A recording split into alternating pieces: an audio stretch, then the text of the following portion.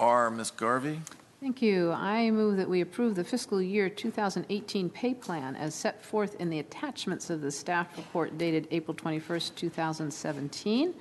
And I just remark that this includes adjustments recommended as a result of classification and compensation maintenance studies conducted for individual jobs or position classes. It also incorporates an increase to the board chairman's salary and the board member salaries of 3.5%.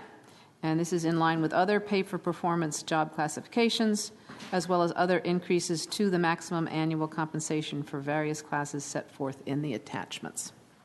Okay. Is there a second? Second. Seconded by Ms. Crystal. Any comments? Yes, Mr. Fisette. Ms. Garvey, I'd like to make this a friendly amendment if you would be so inclined, but I would like to move that we sever from this agenda item 36R the discrete and distinct increase to the county board chairman's salary and board member salaries of 3.5%. I think we should vote on that separately. That is a topic that there has been some conversation about. I'm perfectly comfortable moving forward on all other fronts, but I would like to vote on our own pay increase separately. Okay, that really is up to our chair, I think, more to decide. I'm fine with voting on it separately. I don't view it as a friendly amendment, but although if the chair is fine, we can certainly separate it. That's fine. This is the first I've really heard of this. We did have a full conversation at the markup Thursday, and this issue didn't even come up. I think the pay of the 5 people up here is integrated to the pay of the workforce, even though for the last 6 years we forgot to increase the pay of the 5 board members at all. It's part of the motion, so I would think we should just vote on the whole motion together. I would oppose separating them.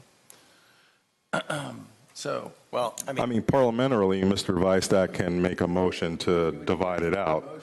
So, I hereby move that the county board sever and extract from 36R the language saying this fiscal year 2018 pay plan incorporates an increase to the board chairman's salary and board member salaries of 3.5%. And that language is also found in unpaginated table at the top of a subsequent table. There's a line item class 9950 county board member, and towards the end of the document there's a separate chart towards the end that is styled grade chairman and board member salary. Mr. McIsaac, I think I've identified that language in those charts correctly. That's right. There's a motion to and let me just speak to this. I think It's a second first. Yeah. second. I actually am okay to second it. I don't mind a separate vote. Sure. Okay. So there's a second to the motion. I just find it a little anomalous that at the very time we are going to be imposing a fairly sizable property tax increase, which property tax increase I am voting for, that we're able to find the money ourselves to help us to help us cope with that increase, but the community doesn't have such a luxury or advantage. So I oppose giving ourselves our own pay raise like this, and that's the foundation for my motion. I'm comfortable with, can I just speak to it a little bit? Sure, Ms. Garvey. I'm comfortable with it because it is in line with what we're giving our other employees. I think down the line we're going to have a discussion about the total pay that we get and whether we should be considered part-time or not, but that's a discussion for another time. At the moment, I think this board works really hard, and I think we are, I would be upset if it was much more than what anybody else is getting in this organization, but I think it's reasonable, and as I think Mr. Fisette pointed out, we have not had a raise for, what did you say, 3 or 4 years? And I'm not sure that this raise will cover the increase in the property taxes that I'm going to pay. Just saying. Ms. Crystal?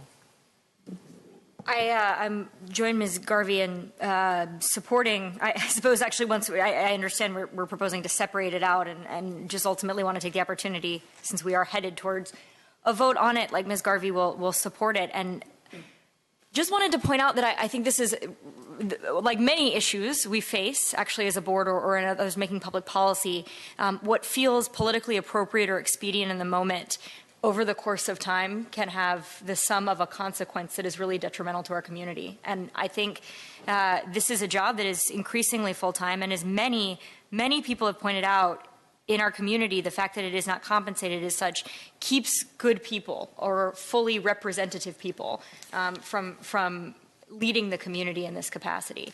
And so I think that to vote for, or to vote against, rather, allowing an increase in salary year after year, because it will never be politically expedient or appropriate to vote for salary increases in a given year, is, I'd say, the definition of penny wise and pound foolish, but it's not even penny wise, because it is probably something like 0.00001% of a penny on the given tax rate. And so given that the sum of all of these little political expedient decisions is one that I think some members of our community, and I might associate myself with them, find problematic about who is included in public leadership of Arlington County, I am prepared to ultimately support including and linking county board member salary to the overall staff salaries.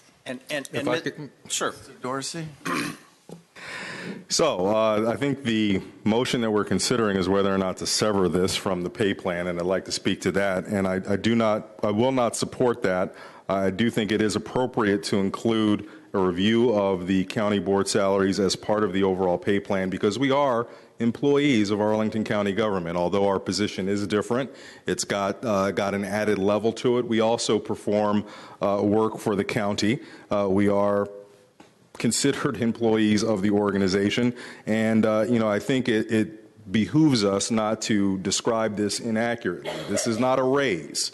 When you haven't had an increase in however many years, and what the increase in this current year would do still keeps you far beyond any cost of living adjustments that have accrued over the past few years to other employees of the organization. This is, in fact, not a raise. This is a salary adjustment, and it's one that on the taxpayers will have a net impact, I believe, somewhere between $11,000 and $12,000. Not that any amount of money is not significant, but I think we really are at a loss to explain how this is harmful for Arlington taxpayers. And, as much as I appreciate Mr. Vihstadt's rationale that as we are looking for a tax increase, it's a tough time.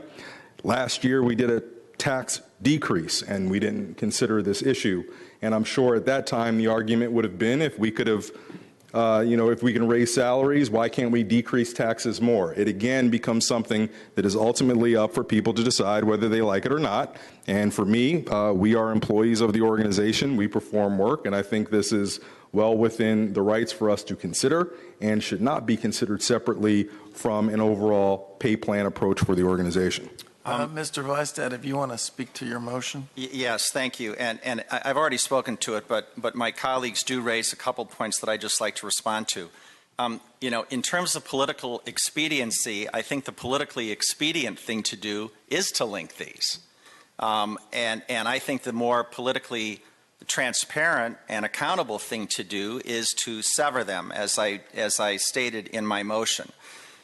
In terms of salary, do we work hard? Absolutely.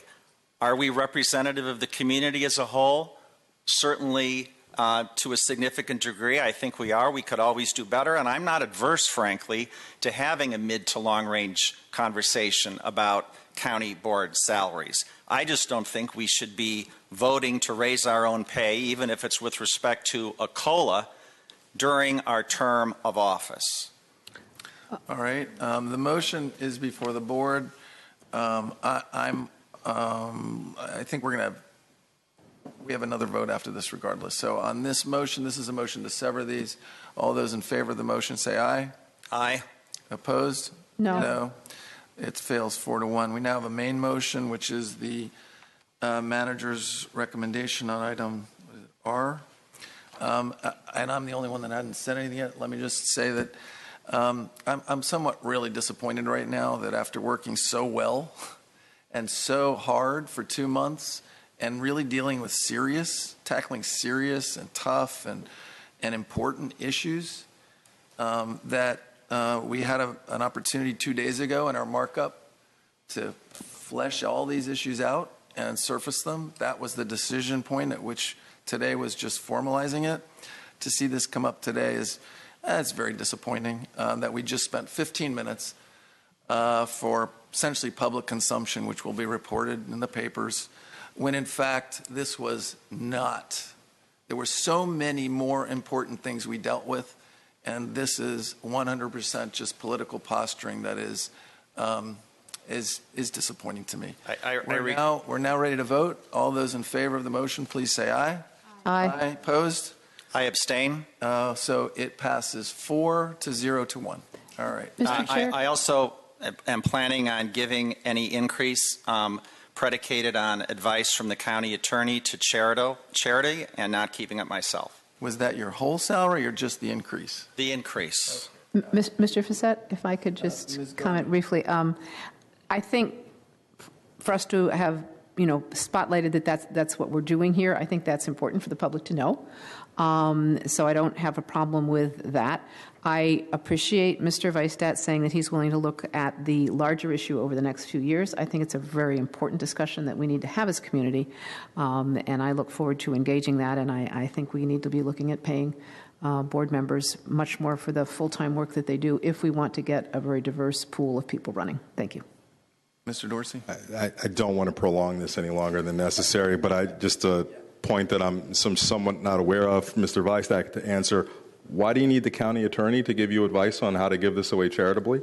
Because I know that in certain jurisdictions or localities that one has to accept one's salary or one's COLA increase, and I just want to be confident that there's no local issue, Mr. County Attorney, with designating or giving away my COLA increase to charity. I spoke about this earlier with Mr. Vihstadt. Once the money goes to Mr. Vihstadt, he's free to do whatever he wants with it. You just can't designate your salary to go elsewhere. Right, exactly. That would require a board action. Right, and that's what I wanted to confirm, Mr. Dorsey. I just want to be clear, since we're talking about our charitable giving, my charitable giving, and I'll actually release my tax returns, far exceeds the amount of this increase. So. To tie a bow on this, I am not someone who supports, I won't be here to vote on it, an increase over the $100,000 mark that's been framed before as possibility. But what I will say is that I see no reason, no one has been able to answer for me why the 5 people here should be exempted from the same kind of approach that we provide to all employees, just standard across the board. And one more question, Mr. Chair, if I can. Ultimately, this is not a perpetual thing because there is a limit to what county board salaries can be as authorized, unless, of course, during the time at which 40% of the county board is up for election, it changes it. So this is not subject to our even having the ability to experience increases along the lines of what the manager may provide to staff annually. Okay. We're now moving on. So what was